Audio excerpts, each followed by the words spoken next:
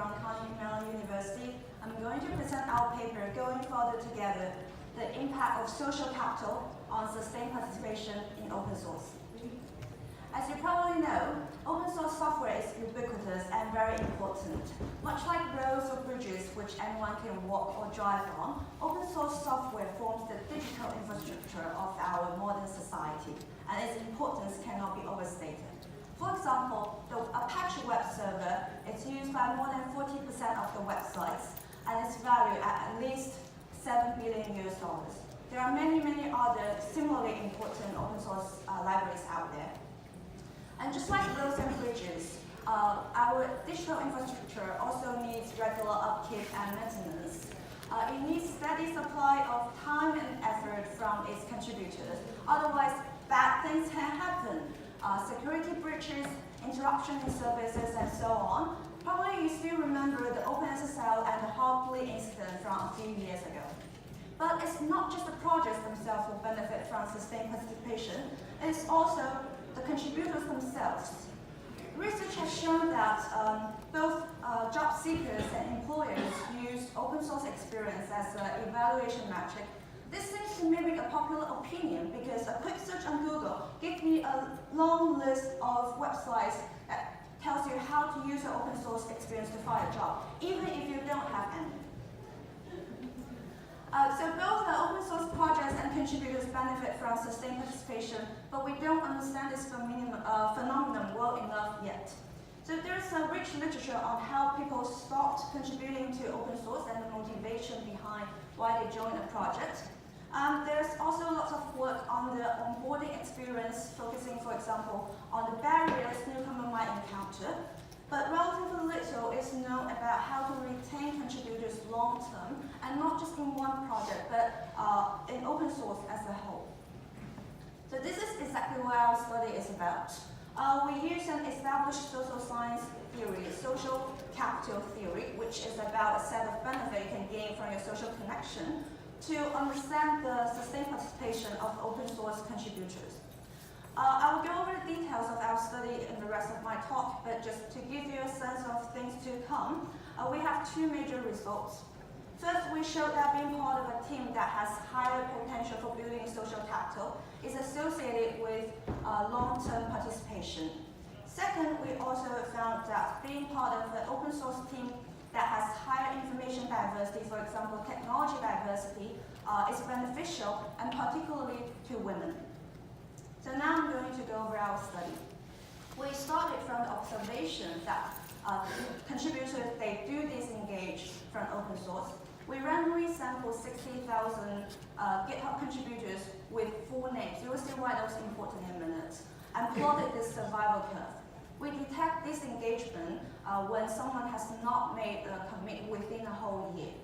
So the x-axis here is the number of months since that person joined GitHub, and the y-axis here is the percentage of people who are still active after that many months on GitHub. So for example, we can see that during the first 3 months, people are dropping out at a very fast rate, and then the dropout rate eventually slows down. To understand contributors' sustained participation, we dug deep into the social science literature and found the social capital theory. Social capital is the set of benefits you can gain from your social connections. There are two types of social capital from two types of connections. One is called the bonding social capital. You can build bonding social capital from strong connections, such as the ones between you and your families or friends.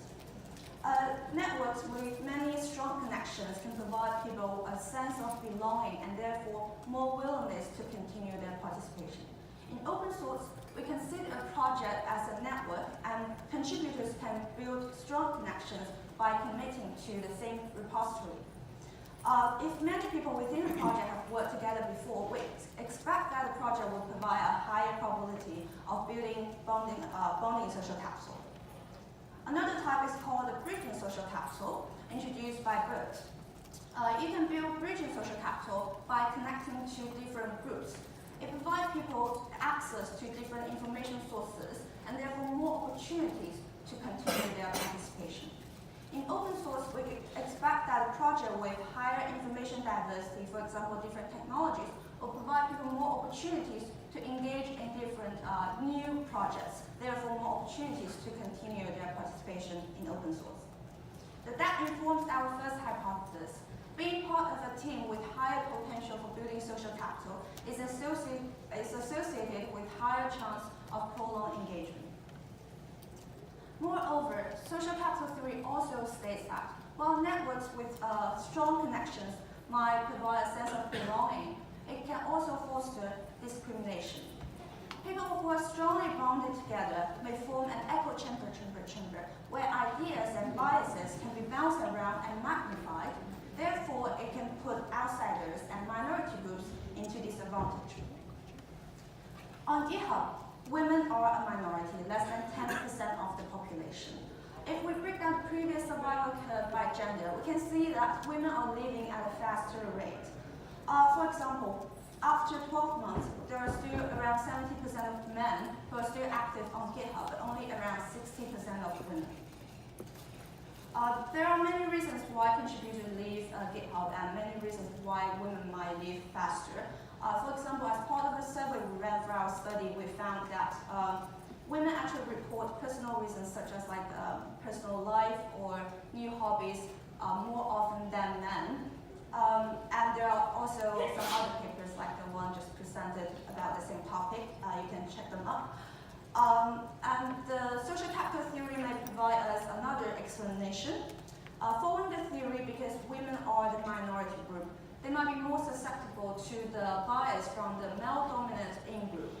Therefore, our second hypothesis is that while all contributors might benefit from information diversity, women might benefit more because the non-demographic diversity might reduce the risk of the forming of biased echo chamber.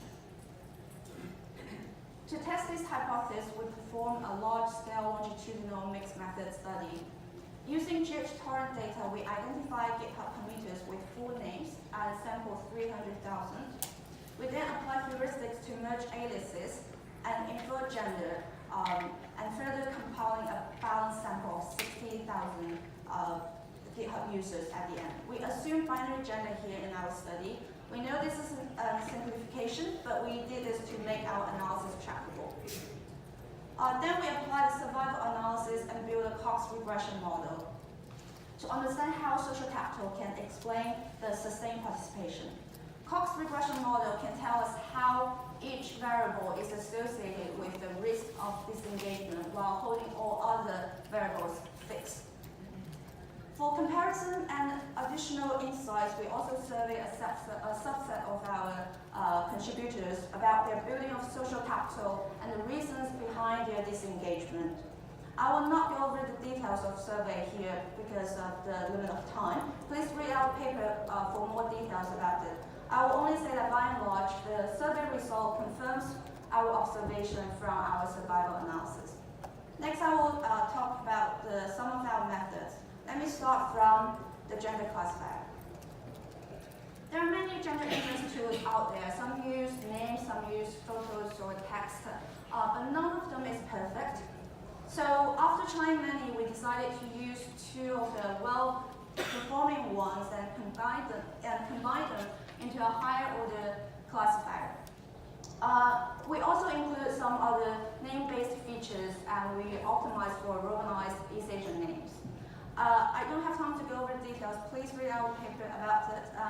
I would just say that our classifier does better on romanized East Asian names than the other two tools.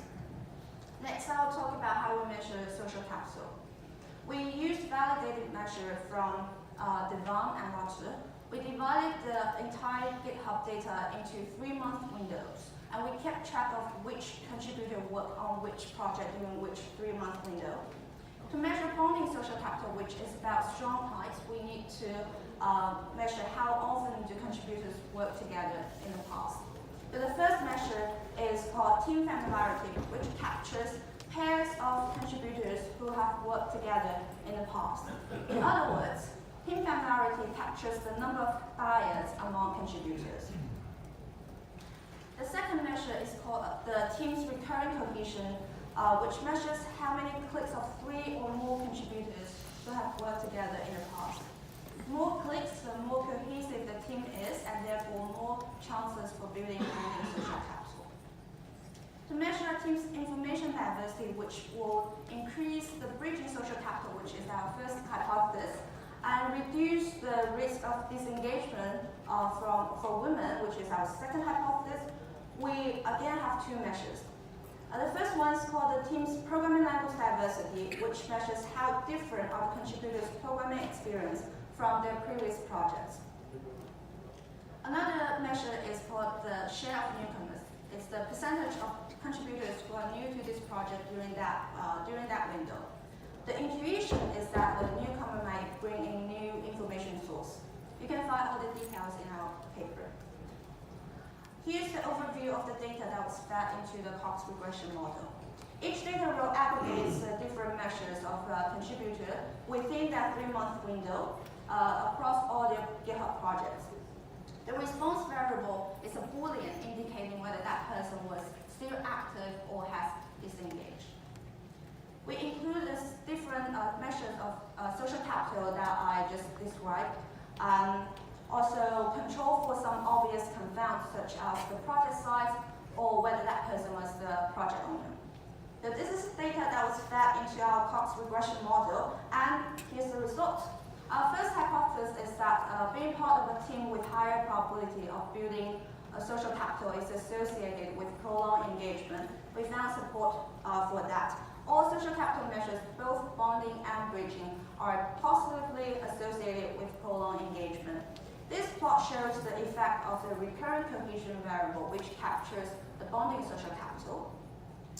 I've plotted two curves of recurrent cohesion that's above and below the median. You can see that after 2 years, people who are part of teams with higher cohesion are about 7% less likely to disengage than those people who are in teams with lower recurrent cohesion. This is exactly what the social capital theory predicts. Higher the bonding social capital, more willingness to continue, and therefore longer participation. You can find all the other examples in our paper. And our second hypothesis is that being part of teams with higher diversity of information correlates with prolonged engagement, particularly for women. We also found evidence for that. In our survival model, we found strong interaction effect between the gender and the information diversity, which supports this hypothesis. This plot shows the interaction effect. The blue curve here shows the difference in the survival probability between women in projects with high information diversity and women in projects with low information diversity. Similarly, the yellow curve is for men. The first note that both curves are always positive. Remember the result from our first hypothesis. Higher bridging social capital is also associated with longer participation. Therefore, the difference in survival probability is always positive. And the second note that the female curve is practically never lower than the male curve, meaning that women benefit more from the information diversity. However, also note that the gap only manifests itself later. At the very beginning of their tenure, men and women benefit just as much. The gap becomes more obvious later on. It's probably because one does not need to seek for new opportunity right away. The need comes in later. So the potential new opportunities to engage in a new project might counteract the risk for women more than for men. So what can we do as a community? For example, we envision search engines for recommendation systems on GitHub that can help build social capital. It can be based on the measures I introduced in our paper, team capillarity or diversity in the information. And also we can improve the mentorship program by pairing up with the experienced contributor. The newcomer or the mentee can borrow the mentor's social capital. Furthermore, we also envision the usage of some repository badges or some visible cues to reflect some of the project's property that can help build social capital. So in conclusion, we started from the observation that GitHub contributors are disengaging and men and women are disengaging at different rates. We then apply social capital theory and perform a large-scale longitudinal study to understand the reason behind contributors' attrition. We found found that being part of a team with higher probability of building social capital is associated with prolonged engagement, and people benefit from higher information diversity, especially women. Based on the result, we propose several actions we can take as a community to help retain contributors to support our digital infrastructure. The code and data we used for this project can be found on our Strudel Labs GitHub account. Yes, Strudel Lab. And with that, I conclude my talk and I will take questions.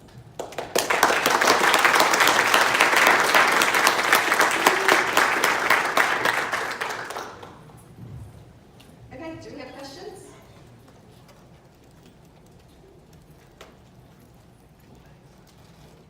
Should I start us off? Okay, so some of the recommendations that you made seem very related to another paper that came out of your Strudel Lab last year with the badge recommendations. Yeah. So do you think some of these badges would be more useful than others in terms of engaging new contributors, especially female contributors? Yeah, so there are two types of badges. Like one is for the techniques for like code coverage or build parsing. And another type is the social badge, so it reflects the community culture. So maybe this one will help more to engage women. Just like maybe Jeff mentioned, like the women might care about the culture more, the interaction with people more than men.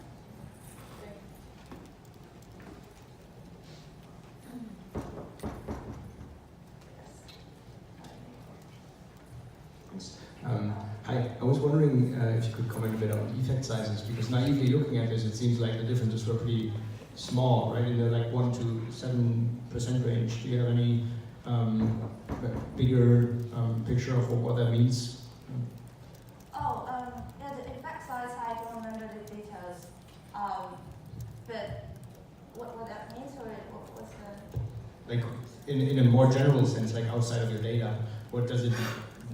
How can you impact the overall probability of a person staying on a project if what you looked at is just explaining like 6% or so of that probability? Okay, so I think there are also studies on how you go to a new project because you have higher social links. So maybe if you work with people you know, and that will help you stay longer. And also, at the same time, keep an eye on the diversity of the group. Maybe like it might be harder to break into all male-dominant group than a female, like a more balanced group. And also, if people know different things, you might be able to form a social link that will lead you to some different projects you can join later. Does that answer your question? Yeah. We have time for just one more question. A really fast question. First of all, thank you for inviting me to talk. I'm very happy that I attended. My only question is, so with your whole regression strategy, like your methodology, I'm just curious, was this like something that was inspired by previous works like in software engineering, or was this more on the social science side? Because I'm curious about like cross-chatter between this. I think it's more from the social science part.